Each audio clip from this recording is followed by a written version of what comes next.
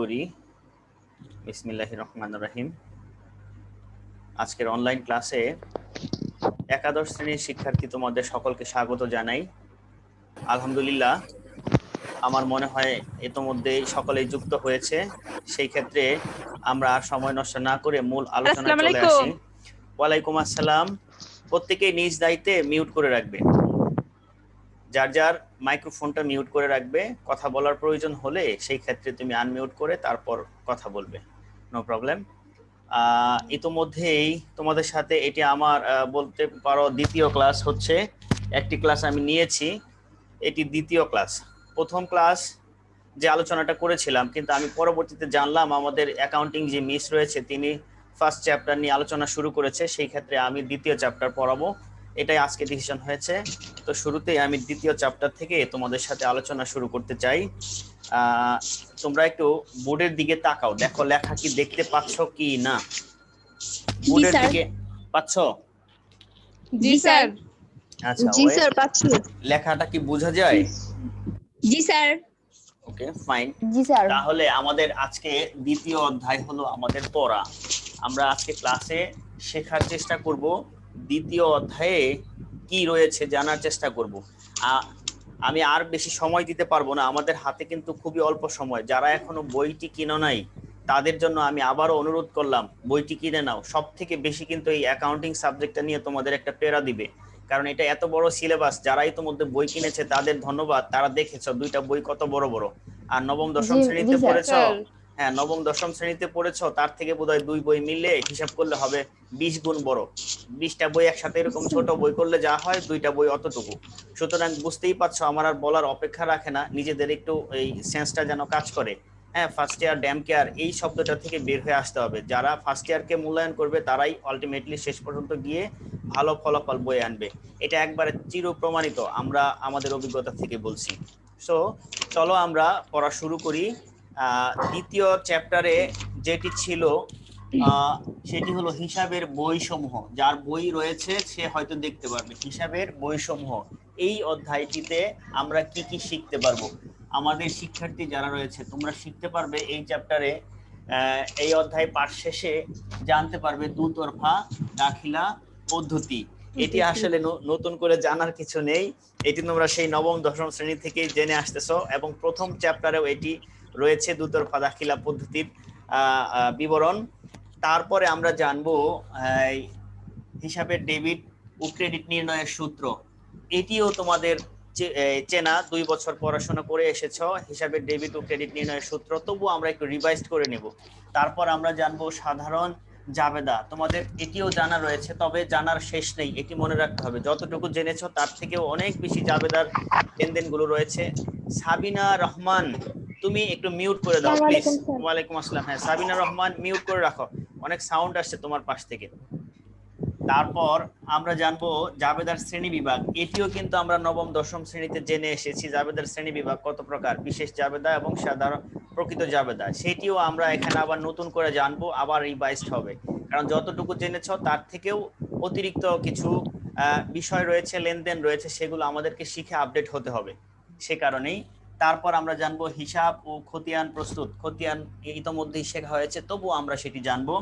তারপরে জানবো নগদান বই প্রস্তুতকরণ এবং লেনদেনের প্রাথমিক দলিলপত্র। নগদান বই প্রস্তুতকরণও তোমরা জেনেছ, তবে এই একাদশ শ্রেণীতে এসে নগদান বইয়ের প্রকারভেদ আমরা নবম দশম শ্রেণীতে দেখে এসেছিলাম যে কয় প্রকার, 4 প্রকার। 3 প্রকার শিখেছিলে তোমরা, এক ঘর নগদান বই, 2 ঘর নগদান বই, 3 ঘর নগদান বই। কিন্তু যেটি খুচরা নগদান বই ছিল সেটি আর তোমাদের ওখানে শেখা হয় নাই, বইতে বিস্তারিত ছিল না। এখন আমরা খুচরা নগদান বইটিও শিখবো, কেমন? তাহলে তোমরা দেখতেই পাচ্ছ যে একটি চ্যাপ্টারে তোমাদের প্রায় এই নবম দশম শ্রেণীর বইয়ের বলতে গেলে অর্ধেক চলে এসেছে। তোমাদের খুব সম্ভবত অ্যাকাউন্টিং ক্লাস চলছে। আসসালামু আলাইকুম। ওয়ালাইকুম আসসালাম। মোতাহার স্যার জয়েন করেছেন? স্যার কয়েকজন মেয়ে আসছে তো, ওরা ঢুকতে বুঝে না, এইজন্য আমার মোবাইলে একটু জয়েন করে বুঝাই দিতেছি। ঠিক আছে, থ্যাংক ইউ দেখিয়ে দেন। ওকে, আমরা আলোচনায় আসি। তাহলে যেটা বলছিলাম আমরা, যে এখানে তাহলে নগদানের নারী নক্ষত্র শিখবো। তাহলে মোটামুটি তোমাদের একটা কনসেপ্ট চলে এসেছে যে এই চ্যাপ্টারে আমরা কি শিখবো, কেমন? তুমি যতক্ষণ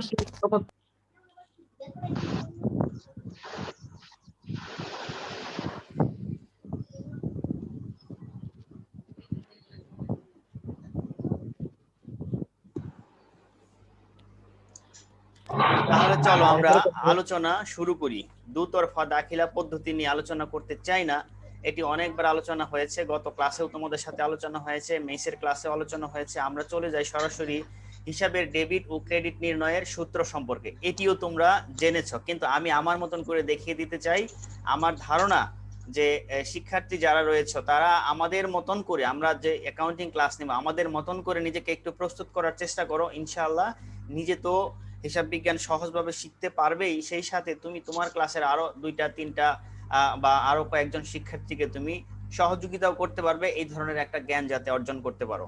আসো তাহলে আমরা দেখি হিসাবের ডেবিট ও ক্রেডিট নির্ণয়ের সূত্র একবারে 2 লাইনে আমরা শিখব। হিসাবের ডেবিট ও ক্রেডিট নির্ণয়ের সূত্র। আচ্ছা, আমরা জানি হিসাব হলো কয় প্রকার বলো তো দেখি? সম্পদ। স্যার 5 প্রকার। স্যার 5 প্রকার। 5 প্রকার। সম্পদ, ব্যয়, আর কি? ব্যয়, আয়, দায়, আয়, দায় আর মালিকানা সত্ত্ব। মালিকানা সত্ত্ব। আচ্ছা আচ্ছা, ওকে ওকে ফাইন। আমরা যদি মালিকানা সত্ত্বটাকে একটু বিভক্ত করে লিখি, মালিকানা সত্ত্বটাকে যদি আমরা একটু বিভক্ত করে ফেলি, মালিকানা সত্ত্বের মধ্যে উদাহরণ থাকে কি কি? আয়, ব্যয়, মূলধন আর হচ্ছে উত্তোলন। এই 4টা উপাদান থাকে, তাই না? তো ওই 4টা উপাদান বিভাজন করে ফেলবো, তাহলে তোমাদের জন্য ডেবিট ক্রেডিট নির্ণয় করা সহজ হবে। ওই মালিকানা সত্ত্ব থেকে আমি নিয়ে আসবো 2টা। কয়টা নিয়ে আসবো? 2টি। এই যে ব্যয় নিয়ে আসলাম, আর নিয়ে আসবো আমি উত্তোলন। এই উত্তোলন। তাহলে এই যে 3টি হিসাব, এই 3টি হিসাব যদি বৃদ্ধি পায়, বৃদ্ধি হলে হবে ডেবিট, আর যদি কোনো কারণে হ্রাস পায় তাহলে হবে ক্রেডিট। ওকে, তাহলে আমার বিশ্বাস তোমাদের সহজভাবে এই 3টি মনে থাকবে। 1 নম্বর রুলস, ঠিক আছে? সম্পদ, ব্যয় এবং উত্তোলন।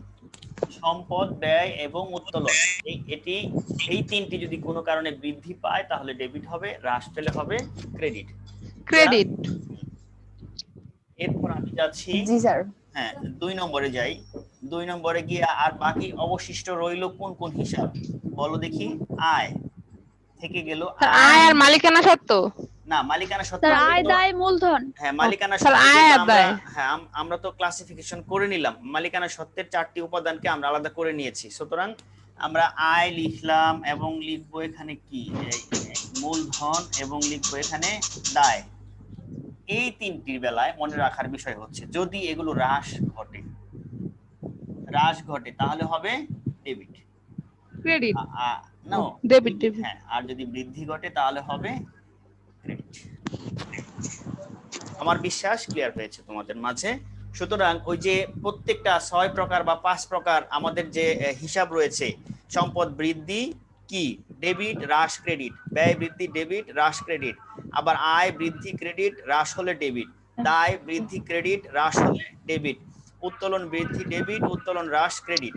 এইভাবে আলাদা আলাদা ভাবে মনে রাখতে গেলে অনেকের মধ্যে কি হয়, এলোমেলো লেগে যায়।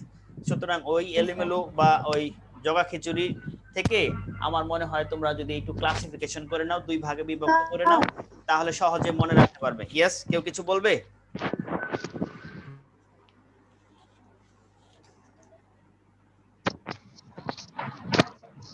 ওকে, একটা সাউন্ড এসেছিল, মনে হয় কিছু বলবে না। আচ্ছা, আমাদের সাথে যুক্ত হয়েছে কতজন দেখি? আচ্ছা, 30 স্টুডেন্টস, 30 জন। এটা কিন্তু কম, তোমাদের ক্লাসে এই উপস্থিতি কিন্তু কম। 30, মাত্র 30 জন। এটা কিন্তু কাঙ্ক্ষিত নয়।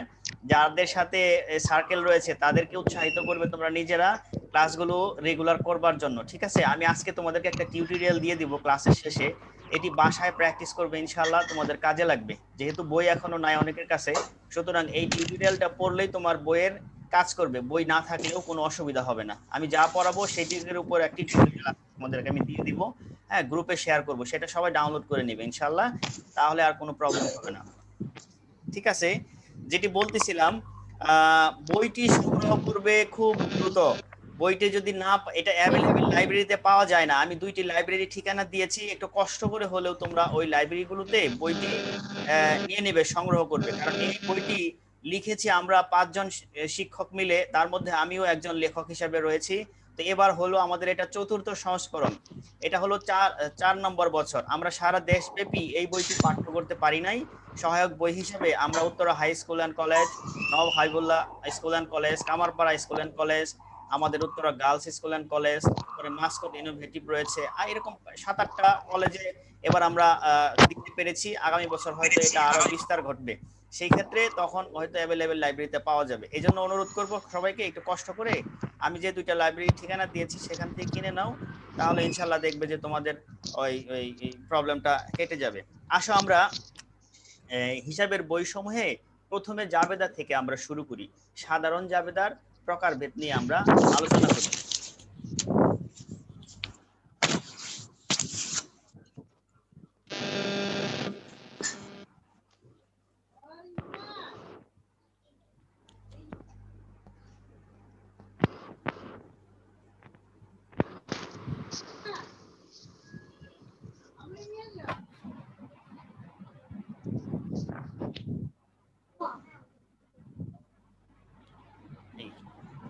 সাধারণ জাবেদা দেখা যাচ্ছে কি? জি স্যার। আচ্ছা, জি স্যার। জি স্যার। ওকে। সাধারণ জাবেদা হলো 2 প্রকার। সাধারণ জাবেদা কত প্রকার আমরা জানি? 2 2 প্রকার। প্রকার। 2 প্রকার। হ্যাঁ, একটি হচ্ছে বিশেষ বিশেষ জাবেদা, জাবেদা, আরেকটি হলো কি? প্রকৃত জাবেদা। ও হ্যাঁ, জাবেদা। এই একটি হচ্ছে বিশেষ জাবেদা, আরেকটি হচ্ছে কি? প্রকৃত প্রকৃত জাবেদা। জাবেদা। তো ফার্স্ট অফ অল আমাদের জানতে হবে তাহলে বিশেষ জাবেদা কত প্রকার। আসলে আমরা সেটা জেনে নেই, প্রত্যেকে আমরা জানি, জাস্ট এটি আরেকবার আমাদের রিভিশন করা। তাহলে বিশেষ জাবেদা 6 প্রকার। কি কি? ক্রয় জাবেদা। 2 হচ্ছে কি? বিক্রয় জাবেদা। বিক্রয় জাবেদা। আচ্ছা, ওকে, ঠিক আছে, বিক্রয় জাবেদাই লিখলাম। বিক্রয় জাবেদা। 3 কি আছে? ক্রয় ফেরত জাবেদা। ফেরত জাবেদা। 4 হলো বিক্রয় ফেরত জাবেদা। লেখা দেখা যায়? জি স্যার। 5 হলো জি কি? স্যার। হ্যাঁ, নগদ প্রাপ্তি জাবেদা। 6 কি? Yes sir. কেউ কিছু বলবে? কোথায় দেখা যায় না? নিচের গুলো দেখা যায় না। Okay okay, thank you. Okay, thank you. এখন দেখা যাচ্ছে? জি স্যার। এখন দেখা যাচ্ছে? Okay, fine. এগুলো কিন্তু প্রত্যেকেরই তোমাদের মোটামুটি বলতে গেলে মুখস্থ, সকলেই কিন্তু এগুলো জানো, কিন্তু তোমাদের সাথে এগুলো শেয়ার করা জাস্ট আবার একটু রিভিউ হোক। অনেকের কাছে এখন হাতে বই নেই, সে কারণে। তাহলে এটি হলো আমাদের বিশেষ জাবেদার শ্রেণী। এই হলো 6 প্রকার। এখন আমি দেখব আমাদের প্রকৃত জাবেদার শ্রেণী। প্রকৃত জাবেদা কি? প্রকৃত জাবেদা হচ্ছে 1 নম্বরে হলো সংশোধনী জাবেদা। সংশোধনী জাবেদা। 2, এটা হলো ভুল সংশোধনী। অনেক সময় জাবেদা করতে হিসাবে লেনদেন গুলো লিপিবদ্ধ করতে হলে ভুল হতে পারে, সেই ভুলগুলো সংশোধন করার জন্য যে জাবেদা দাখিলা প্রস্তুত করা হয় তাকে সংশোধনী জাবেদা বলা হয়ে থাকে। তারপরে সমন্বয় জাবেদা। সমন্বয় জাবেদা। 3 নম্বরে হচ্ছে কি? সমাপনী জাবেদা। সমাপনী জাবেদা। সমাপনী জাবেদা। 4 নম্বরে বিপরীত জাবেদা। প্রারম্ভিক জাবেদা। হ্যাঁ, প্রারম্ভিক জাবেদা। হ্যাঁ, রাইট, প্রারম্ভিক জাবেদা। প্রারম্ভিক জাবেদা। এই তাহলে এই ছিল আমার সাধারণ জাবেদার প্রকারভেদ।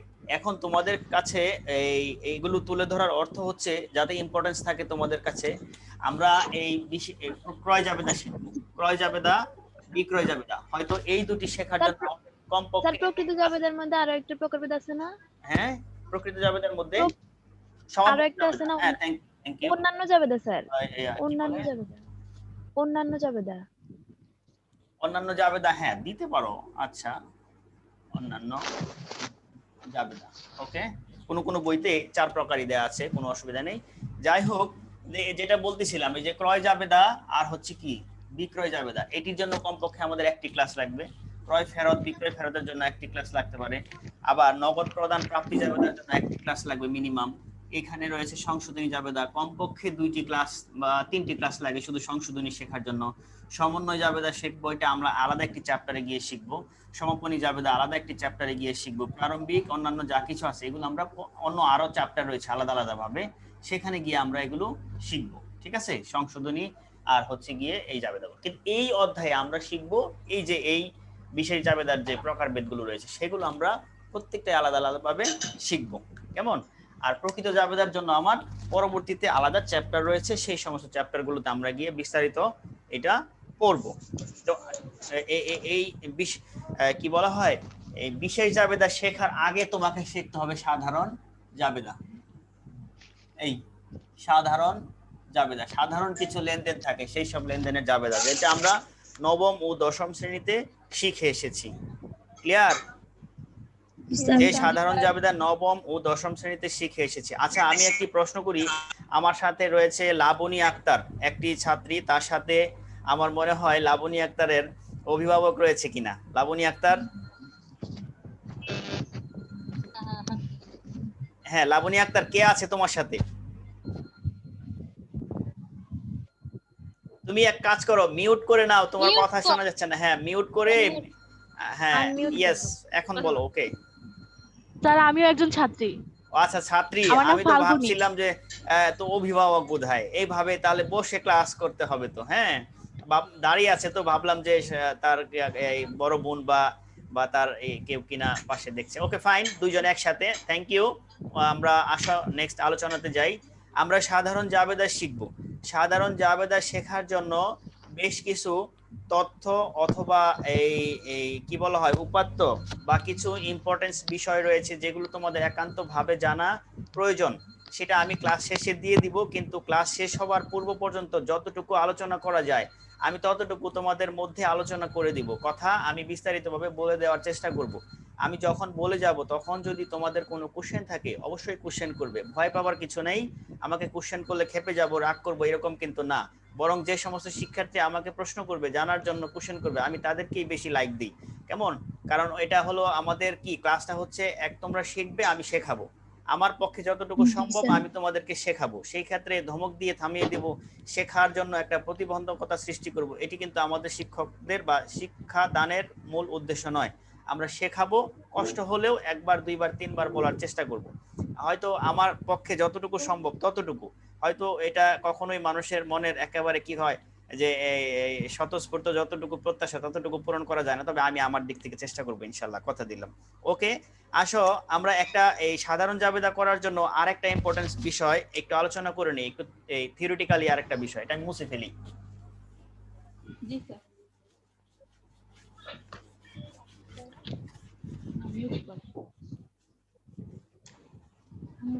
এটাও আমি মুছে ফেলি। সাইড টক করবে না প্লিজ। হ্যাঁ,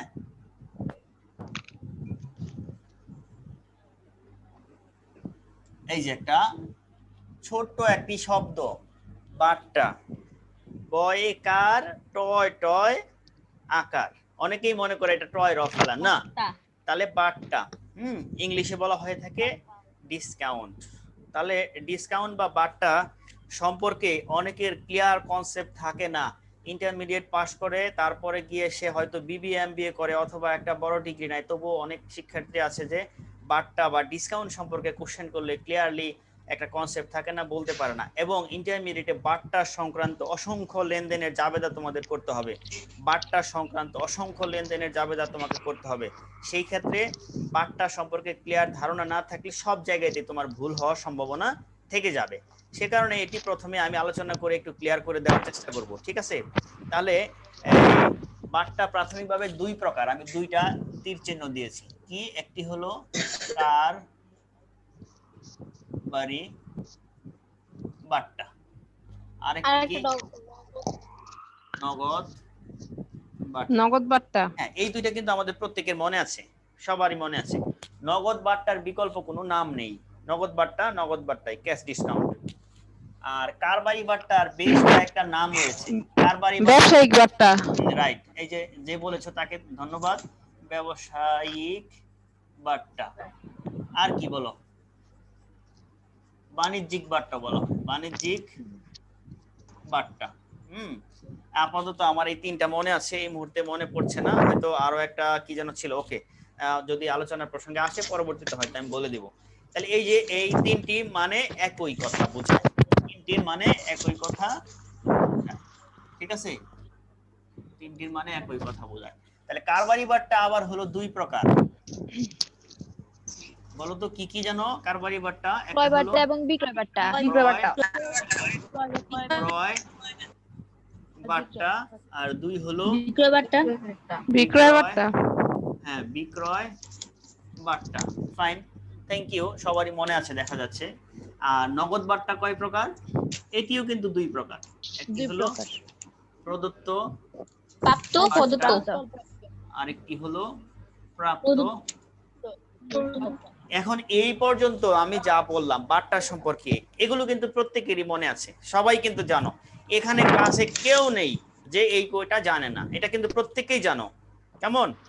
কিন্তু জানে না কোন জায়গায়, অনেক জায়গাতে একটু প্রবলেম হয়। সেটি হলো আমি বলে দিচ্ছি, এই যে ক্রয় বাট্টা এবং বিক্রয় বাট্টা আর হলো প্রাপ্ত বাট্টা এবং প্রদত্ত বাট্টা, এটির মধ্যে পার্থক্য নির্ণয় করতে পারে না অনেকে, যে অ্যাকচুয়ালি কোনটা হলো প্রদত্ত, কোনটা প্রাপ্ত, কোনটা হলো গিয়ে কি বলা হয় ক্রয় বাট্টা, কোনটি বিক্রয় বাট্টা। এই ক্ষেত্রে অনেকের প্রবলেম হয়, সেটা যাতে না হয় সেই কারণে আমি তোমাদেরকে একটু ক্লিয়ার ধারণাটা দিয়ে দিচ্ছি। ওকে, এইটা ক্লিয়ার ধারণা তোমার মধ্যে তখনই থাকবে যখন তুমি এই বাট্টাগুলোর উৎস তুমি জানতে পারবে, উৎপত্তি স্থল তুমি জানতে পারবে।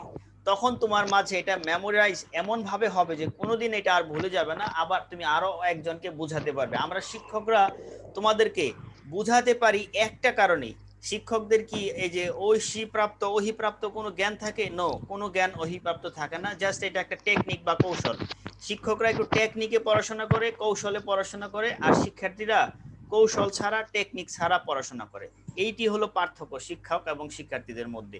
তো দেখবে কোনো কোনো শিক্ষার্থী কিন্তু শিক্ষকের থেকে অনেক সময় ভালো বলতে পারে, বুঝাতে পারে। কেন জানো? কারণ ওই শিক্ষার্থীটা খুব কৌশলে লেখাপড়া করে, কৌশলে জ্ঞান অর্জন করে, কম পড়ে বেশি জানে, অনেকেই আছে তারা কৌশলী হয়।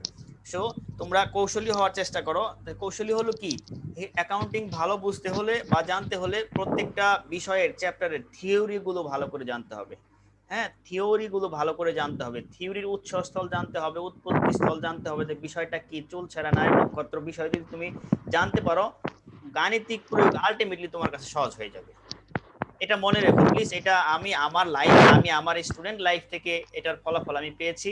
এবং যে সমস্ত শিক্ষার্থী আমার এই অ্যাডভাইসটাকে রিসিভ করেছে তারা এখনো অনেকেই বলে, স্যার আপনার ওই কথাটার জন্যই আমি শেষ পর্যন্ত দেখেছি যে আমি অ্যাকাউন্টিং এ 90 আপ পেয়েছি। আমার এক শিক্ষার্থী আছে, সে বোর্ড পরীক্ষায় 96 পর্যন্ত পেয়েছে, তাকে টার্গেট দিয়েছিলাম 100-তে 100 পেতে হবে, কিন্তু সে আর শেষ পর্যন্ত পারে নাই, সে 96 পেয়েছে, 96 পেয়েছে। তোমরা কি জানো যে এইচএসসি তে 100-তে 100 পাওয়া যায়? অনেক শিক্ষার্থী কিন্তু পায়।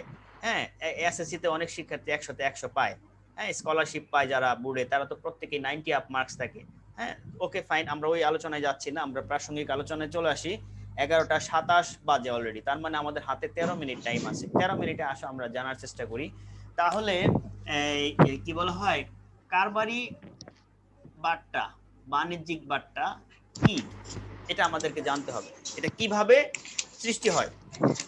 তাহলে ওই কারবারি বাট্টা বা বাণিজ্যিক বাট্টা বা ব্যবসায়িক বাট্টা হলো বাজারে যে প্রোডাক্ট গুলো আছে সেই প্রোডাক্ট গুলো উৎপাদিত প্রোডাক্ট।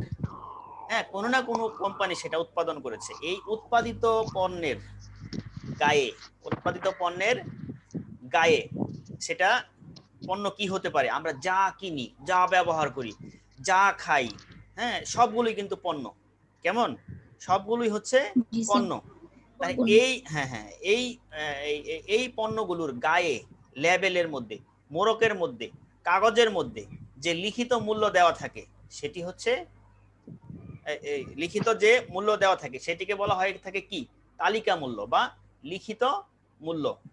তালিকা মূল্য বা লিখিত মূল্য। কেমন? এই তালিকা মূল্য বা লিখিত মূল্য থেকে যদি কি বলা হয়, বিক্রেতা ক্রেতাকে বিক্রয়ের সময় কোনো কি করা হয়, মূল্য ছাড় দেয়। বিক্রয়ের সময় যদি কোনো মূল্য ছাড় দেয় সেটিকে বলে থাকে সাধারণ অর্থে বাট্টা। কারবারি বাট্টা বা কারবারি বাণিজ্যিক বাট্টা। বাট্টা, ব্যবসায়িক বাট্টা। এই বাট্টার সম্পর্কে তোমাদের প্রত্যেকের বলতে গেলে ওই এক্সপিরিয়েন্স হয়ে গিয়েছে। যারা বাবা মার সাথে এই যে কি করো, কেনাকাটা করতে যাও, মাঝে মধ্যে শপিং করতে যাও, অথবা পার্সোনালি যদি শপিং করে থাকো, তাহলে অনেকেই ডিসকাউন্ট পেয়ে দেখতে পেয়েছো যে আচ্ছা অমুক প্রোডাক্টের তো ডিসকাউন্ট চলছে, অমুক অমুক শোরুমে ডিসকাউন্ট চলছে, সেখানে গিয়ে তুমি প্রাইসটা দেখো 2000 টাকা, আবার গায়ে লেখা আছে 10% ডিসকাউন্ট বা 70% ডিসকাউন্ট, 50% ডিসকাউন্ট। তাহলে 2000 টাকার প্রোডাক্টটা যদি 50% ডিসকাউন্ট থাকে, তখন তুমি সেটা কয় টাকা দিয়ে কিনবে? 1000 টাকা দিয়ে কিনবে, আর বাকি 1000 টাকা কিন্তু তুমি ছাড় পেলে। এটি কিন্তু নগদ ছাড় পেয়েছো, কিন্তু তবু এটি নগদ বাট্টা নয়, এটি হচ্ছে কারবারি বাট্টা। এটি হলো কারবারি বাট্টা। কেমন? কারণ এই বাট্টাটি ওই যে প্রোডাক্টের বা পণ্যের যে গায়ে লিখিত মূল্য ছিল, সেই লিখিত মূল্য থেকে সরাসরি ক্রয়ের সময় বা বিক্রয়ের সময় ছাড়টা দেওয়া হয়েছে, ছাড়টা পাওয়া গিয়েছে। এই জন্য এটাকে বলা হয়ে থাকে কারবারি বাট্টা। তো কারবারি বাট্টার মূল থিম বা মূল অর্থ হচ্ছে কি? লিখিত মূল্য থেকে ক্রয় বিক্রয়ের সময় যে ছাড় সংগঠিত হয়, সেটিকে বলা হয়ে থাকে কারবারি বাট্টা বা ব্যবসায়িক বাট্টা। তাহলে যে ক্রেতা তার জন্য হলো এটা ক্রয় বাট্টা, আর যে বিক্রেতা তার জন্য হবে এটা বিক্রয় বাট্টা। আমি কি বোঝাতে পেরেছি? জি স্যার। জি স্যার। ক্লিয়ার হয়েছে? জি স্যার। আচ্ছা, এখন 27 জন আছে, 3 জন আবার চলে গিয়েছে, সুইচ করেছে। ইটস ওকে, সমস্যা নাই। আসলে অনলাইন ক্লাস তো একেবারে সারা বিশ্বটাই একটা গ্রাম, ছোট্ট গ্রামে পরিণত হয়েছে। এই সমস্ত কি অনলাইন জগতে ঘোরাফেরা করার জন্য সকলেরই একটি স্বাধীনতা রয়েছে। কেউ কাউকে আটকেও রাখতে পারে না, আবার বসেও রাখতে পারে না। যার ইচ্ছা সে আসবে, যার ইচ্ছা সে যাবে, অবাধ স্বাধীনতা রয়েছে। হ্যাঁ, যার প্রয়োজন সে কি করবে? প্রয়োজনীয় বস্তুগুলো আহরণ করবে, আর যার প্রয়োজন নেই সে হয়তো তার যেখানে প্রয়োজন সেখানেই চলে যাবে। কেমন? আচ্ছা, আসো আমরা পরবর্তী লেসনে যাচ্ছি। এবার আমরা দেখব নগদ বাট্টা। ঠিক আছে? তাহলে নগদ বাট্টা কি? আসো, নগদ বাট্টা হচ্ছে আমাদের এই কি বলা হয় থাকে, এটি সাধারণত এই ব্যবসায় প্রতিষ্ঠানের বাকিতে যে লেনদেনগুলো সম্পাদিত হয়। আচ্ছা, লাবণী আক্তার কথা বলবে না। ব্যবসায় প্রতিষ্ঠানের যে বাকিতে লেনদেনগুলো সম্পাদিত হয়ে থাকে, বিশেষ করে বাকিতে ক্রয় এবং বিক্রয়, বিশেষ করে বাকিতে ক্রয় এবং বিক্রয়। এটা ছাড়াও থাকে অনেক সময় ব্যাংকিং লেনদেনও থাকে, বিল সংক্রান্ত লেনদেন থাকে, প্রদেয় বিল, প্রাপ্য বিল। কেমন? তারপরে হচ্ছে গিয়ে হ্যাঁ হ্যাঁ প্রাপ্য বিল, প্রদেয় বিল, এই সমস্ত লেনদেনগুলো থাকে। আর হলো গিয়ে বাকিতে পণ্য ক্রয় বিক্রয়ের যে লেনদেনগুলো থাকে, এই সমস্ত লেনদেনের সাথে জড়িত থাকে নগদ বাট্টা। কিভাবে থাকে সেটি আমরা আসলে বোঝার চেষ্টা করি। আমরা একটি উদাহরণ দিই, যেমন আমি আমার ক্যামেরার সাথে একেবারে ফার্স্টে যে জয়েন করেছে ফাতেমা জাহান, কি নাম? ফাতেমা জাহান জ্যোতি। ওকে ফাইন, ওই ডট ডট আসছে তো আমি ওই পুরোটা লেখা দেখতে পাচ্ছি না, সে কারণেই কনফিউজ ছিলাম। আচ্ছা, ফাতেমা জাহান জ্যোতি সে হলো বিক্রেতা। হ্যাঁ, সে হলো কি? বিক্রেতা। ঢাকা ফ্যাশন হাউস লিমিটেড নামে তার একটি কি রয়েছে? বুটিক্স হাউস রয়েছে। সেখানে তার কি হয়েছে? অ্যামেজিং প্রোডাক্ট রয়েছে। কিসের জন্য? এই যে মেয়েদের যে কালেকশনগুলো রয়েছে সেগুলো লেটেস্ট প্রোডাক্ট রয়েছে। মানে ওখানে এখন বর্তমান কালে যারা একাদশে বা 9-10-এ পড়াশোনা করে, হ্যাঁ ইউনিভার্সিটিতে পড়াশোনা করে, এই লেভেলের যে যে কি বলা হয় মেয়েগুলো রয়েছে, হ্যাঁ এই মেয়েরা হুমড়ি খেয়ে পড়তেছে ওই প্রোডাক্টগুলো কেনার জন্য, কারণ তার কালেকশনগুলো এতই আনকমন, এতই ভালো। বুঝতে পেরেছো? এখন সে কিছুদিন ব্যবসা করার পরে খুচরা বেচা বিক্রি বাদ দিয়ে দিল। সে কি করলো, যে সে আর একা খুচরা বিক্রি করে পারতেছে না, তখন সে বিভিন্ন ডিস্ট্রিক্টে পাইকারি সেল দিতে থাকলো। হ্যাঁ, পাইকারি। তখন কি হলো, পাইকারদের মধ্যে এক শ্রেণীর পাইকার রয়েছে, এই ফাতেমার কাছে গিয়ে নগদ টাকা দিয়ে কিনে নিয়ে আসে, আর এক শ্রেণীর পাইকার রয়েছে তারা কি করে, বাকিতে কিনে নিয়ে আসে। এরকম কিন্তু ব্যবসা প্রতিষ্ঠান বাংলাদেশে অহরহ পৃথিবীতে চলতেছে। তো এখন এই যে আমাদের ফাতেমা জাহান, এই ফাতেমা জাহানের পাইকার হলো সর্বমোট সারা দেশে 64টি জেলায় 28 জন। এই যে আমার সাথে এখন 28 জন জয়েন করেছে। বুঝেছো তোমরা? প্রত্যেকেই পাইকার। তাহলে আমাদের ফাতেমা জাহান হলো কি, একটু মজা করি আর কি, তাহলে একটু ভালো লাগতে পারে। তাহলে ফাতেমা জাহান হলো একজন প্রোডিউসার, সে উৎপাদক, এই ধরনের প্রোডাক্ট তৈরি করে। এখন তোমরা সবাই তার ডিলার, সারা দেশ থেকে তোমরা বিভিন্ন জায়গায় দোকানদারি করো, তার কাছ থেকে এই প্রোডাক্টগুলো কিনে নিয়ে যাও।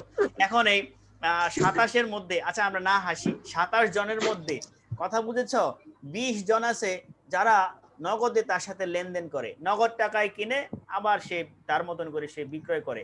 আর বাকি 7 জন রয়েছে, তাদের একটুখানি আর্থিক দৈন্যতা রয়েছে, তারা হয়তো খুব কষ্ট করে, আমার মতন গরিব মানুষ তো, তারা হয়তো ব্যবসা করার টাকা জোগাড় করতে পারতেছে না।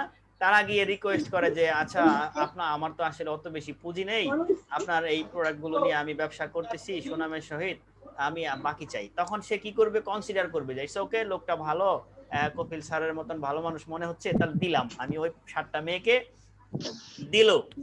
দেওয়ার পরে কি হলো, ওই যে এখন 3 মাসের জন্য একটি কন্ট্রাক্টে বাকি দিল যে 3 মাস পরে টাকা দিবে। কথা শোনো, এই যে কে যেন কথা বলছে, সুইটি তোমার পাশে বোধহয় সাউন্ড একটু অফ করে দাও। ওকে, ঘটনাটা শোনো মনোযোগ দিয়ে, তাহলে সারা জীবন মনে থাকবে, আর ভুল হবে না, এটা মনে থাকবে, এই জন্য আমি বলতেছি ঘটনাটা, ঠিক আছে? তাহলে সুইটি কি করলো, ওই 7 জনকে আমাকে সহ দিল বাকি, আমরা বাকিতে নিয়ে আসলাম 3 মাসের কন্ট্রাক্ট, যে 3 মাসের মধ্যে অবশ্যই টাকা দিতে হবে। এই কন্ট্রাক্টে বাকিতে দিল, একটা লিখিত ডকুমেন্টস হলো, কাগজে পেপারে সাইন করলাম, যতগুলো মালামাল আমরা নিয়ে আসলাম। ধরো 7 জনে প্রত্যেকেই আমরা 50,000 টাকার করে কি করলাম, মালামাল কিনে নিয়ে আসলাম বাকিতে। 50,000 টাকার করে মালামাল আমরা কিনে নিয়ে আসলাম কিসে, বাকিতে। এখন 50,000 টাকা করে মালামাল যদি আমরা বাকিতে কিনি, 3 মাস আমাদেরকে সে সময় দিল। কথা বুঝতে পেরেছ? 3 মাসের মধ্যে আমাদের টাকা পরিশোধ করতে হবে, এই শর্তে সে আমাদেরকে বাকি দিল। এখন আমরা 7 জনেই ধরো 3 মাসের মধ্যে টাকা দিয়ে দিলাম, আবার গেলাম, সে আবার আমাকে বাকি দিল, আবার গেলাম, আবার দিল, খুব ভালো একটা সম্পর্ক হয়ে গেল, সুসম্পর্ক হয়ে গেল। কিন্তু কোনো এক মাসে এরকম ঘটলো, সে আবারও 3 মাসের সময় দিয়েছে। এখন ফাতেমা জাহান সে কি করবে জানো, ওই 3 মাসের মধ্যেই তার টাকার ক্রাইসিস দেখা দিয়েছে, নিজের টাকার ক্রাইসিস দেখা দিয়েছে। সে কি করেছে, ঢাকা ফ্যাশন হাউস লিমিটেড যেটা রয়েছে, সেটা এশিয়া ফ্যাশন হাউস নাম দিয়ে আরো বড় করতে চায়। শুধু ঢাকার মধ্যে না, এশিয়ার মধ্যে, সারা এশিয়া মহাদেশে তার এখন ব্যবসায়িক কার্যক্রম বিস্তৃত করতে চাচ্ছে। যাই হোক, আমার কিন্তু কথার মধ্যে একটা স্বপ্নও রয়েছে, ঠিক আছে? তোমাদেরকে আমি কিন্তু পরোক্ষভাবে একটা স্বপ্নও দেখাচ্ছি। আচ্ছা ওকে, তাহলে এশিয়া ফ্যাশন হাউস লিমিটেড সে করতে চাচ্ছে। এখন তার কাছে টাকার ক্রাইসিস দেখা দিয়েছে, ব্যাংক থেকে লোন করতেছে। এরকম একটা পর্যায়ে ওই যে আমরা 7 জন, তখন তার সাথে ব্যবসা করতে করতে আমরা মনে করো 7 কোটি টাকার পণ্য কিনেছি তার কাছ থেকে বাকি, আমরা আর ওই 50,000-এর মধ্যে নাই। এখন সে কি করবে, বলবে যে এই যে তোমাদেরকে আমি 3 মাস টাইম দিয়েছি, আমাকে আগেই টাকা দিতে হবে। কিভাবে সে একটা শর্ত দিবে, বলবে যে যদি আপনারা 7 জন আমাকে 1 মাসের মধ্যেই টাকা জমা দিয়ে দেন, তাহলে আমরা কি করব, তাকে প্রত্যেককেই 10% আমরা ডিসকাউন্ট প্রদান করব। ফাতেমা এরকম একটা অফার করলো, হ্যাঁ 10% ডিসকাউন্ট আমরা দিব। অর্থাৎ 3 মাসের টাইম দেওয়া ছিল, কিন্তু এই 1 মাসের মধ্যে বা আগামী 10 দিনের মধ্যে বা আগামী 15 দিনের মধ্যে বা আগামী 20 দিনের মধ্যে যদি আমরা 7 জন টাকা পরিশোধ করি, তাহলে সেখানে আমাদেরকে সে 10% ডিসকাউন্ট দিবে। তাহলে একটা জিনিস চিন্তা করো, আমরা 7 জনে তো আমরা 7 কোটি টাকার বাকি এনেছি, 7 জনেই 7 কোটি, 1 কোটি 1 কোটি 1 কোটি করে এইভাবে 7 কোটি টাকার বাকি এনেছি। এখন সে যদি, তার তো বর্তমানে টাকার খুব ক্রাইসিস, সে তো আমাদেরকে টাকা ওই 3 মাসের আগে চাপ দিয়ে নিতেও পারতেছে না। তখন সে আমাকে একটা অফার করবে, আমাদেরকে একটি অফার দিবে যে আপনি যদি 1 মাসের মধ্যে বা আগামী 15 দিনের মধ্যে টাকা পরিশোধ করেন, তাহলে আমি 10% ডিসকাউন্ট দিব, বাকি টাকা আপনার 90% দিলেই হবে, বাকি টাকা দেওয়ার প্রয়োজন নেই। তাহলে আমরা কি করব, আমরা 7 জনে চিন্তা করব 1 কোটি টাকার মধ্যে আমি যদি 1 মাস আগে দিয়ে দিই, 2 মাস আগে দিয়ে দিই, তাহলে 1 কোটি টাকার 10% কত হয় বলো তো? 10 লাখ। 1 কোটি টাকার 10% কত হয়? 10 লাখ। তাহলে ফাতেমা তো আমাদের কাছে পাওনা প্রত্যেকের কাছে 1 কোটি 1 কোটি 1 কোটি 1 কোটি করে। তাহলে আমি এই 1 মাসের মধ্যে টাকা দিলে তাকে আমি 10 লাখ কম দিলেই হবে, 90,000 টাকা দিলেই সে আমার আর কোনো লেনদেন তার সাথে আমার থাকবে না। তাহলে সেই ক্ষেত্রে আমরা 7 জনের মধ্যে আমাদের কাছে টাকা না থাকলেও আমরা ধার দেনা করে হলেও আমরা তাকে এটা সুদ দেওয়ার চেষ্টা করবো। আরে আমি 10 লাখ সেভ পাচ্ছি, আমি টাকাটা আগে দিয়ে দিই কষ্ট হলেও। ব্যাপারটা ঠিক কিনা বলো? জি স্যার। এই যে ফাতেমা আমাদেরকে ছাড়টা দিল, এটি হচ্ছে নগদ বার্তা, সে নগদে ছাড় দিয়ে দিল আমাদেরকে। কথা বুঝতে পেরেছো? ফাতেমা ছিল বিক্রেতা, আমরা 7 জন ছিলাম ক্রেতা। তাহলে এটা হলো নগদ বার্তা, অর্থাৎ বিক্রেতা যখন তার বকেয়া পাওনা আদায় করার জন্য হ্যাঁ একটা নির্দিষ্ট সময়ের মধ্যে বিশেষ ছাড় ঘোষণা করে, তখন সেই ছাড়কে বলা হয়ে থাকে কি নগদ বার্তা। নগদ বার্তা দুই প্রকার, একটি হলো প্রদত্ত বার্তা, আরেকটি প্রাপ্ত বার্তা। এই যে ফাতেমার জন্য হবে 7 জনকে যে 10% ছাড় দিল, তাহলে 7×10 = 70 লক্ষ টাকা, এটি হলো ফাতেমার জন্য প্রদত্ত বার্তা। এই 70 লক্ষ টাকা ছাড় দিয়েছে, এটি হলো প্রদত্ত বার্তা ফাতেমার জন্য। আর এই যে আমরা 7 জন, আমি সহজে 7 জন, আমরা 7 জনের 10 করে 70 লক্ষ টাকা আমরা ছাড় পেলাম, আমাদের প্রত্যেকের কাছেই এটি হবে প্রাপ্ত বার্তা। এটি কিন্তু নগদে ছাড় দেওয়া নেওয়া হয়েছে, কিন্তু তবুও এটির সাথে নগদ টাকা কোনো সম্পর্ক নয়। সম্পর্ক হচ্ছে পাওনাদার এবং দেনাদার, এই দুইজন ব্যক্তি, পাওনাদার এবং দেনাদার, ক্রেতা এবং বিক্রেতা। ক্রেতা এবং বিক্রেতা, বিক্রেতা হচ্ছে পাওনাদার এবং ক্রেতা হচ্ছে দেনাদার। কথা কি বুঝতে পেরেছো? তাহলে আমরা আমার মনে হয় যে এই ঘটনাটা ঢাকা ফ্যাশন হাউস থেকে এশিয়া ফ্যাশন হাউস, তারপর হলো ফাতেমা ছিল কি আমাদের উৎপাদক বিক্রেতা, আর আমরা ছিলাম ক্রেতা। তাহলে ফাতেমার কাছে প্রদত্ত বার্তা, ফাতেমা হলো কি বিক্রেতা, তাহলে বিক্রেতার কাছে হলো প্রদত্ত বার্তা, আর আমরা ছিলাম ক্রেতা, আমাদের জন্য হবে প্রাপ্ত বার্তা। বেশ কয়েকটা সম্পর্ক এখানে জড়িত, অর্থাৎ বিক্রেতার সাথে প্রদত্ত বার্তার রিলেশন এবং ক্রেতার সাথে প্রাপ্ত বার্তার রিলেশন, সম্পর্ক। কথা বুঝেছো? তাহলে বিক্রেতা মানে পাওনাদার, অর্থাৎ পাওনাদারের সাথে কি প্রদত্ত বার্তার সম্পর্ক। আমরা ছিলাম ক্রেতা, ক্রেতা মানে দেনাদার, আমরা টাকা দিব তাকে, তাহলে দেনাদারের সাথে হলো এই প্রাপ্ত বার্তার সম্পর্ক। আশা করি প্রদত্ত বার্তা এবং প্রাপ্ত বার্তা সবার মনে থাকবে।